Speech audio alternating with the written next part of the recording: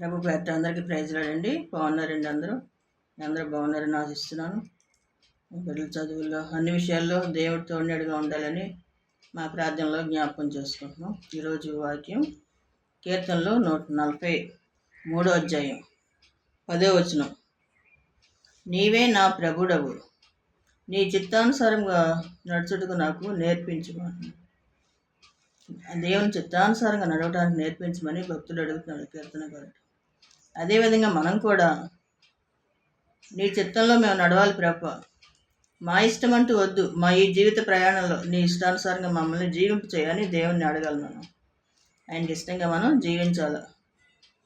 ఎట్టి పరిస్థితుల్లో కూడా కుడికి కానీ ఎడమకి కానీ తొలగకుండా ఆయన చిత్తం ఏంటో తెలుసుకుని ఆయన చిత్తానుసారంగా మనం జీవించినప్పుడు మనకి ఎన్నో మేళ్ళు ఉపకారాలు చేస్తాడు దేవుడు.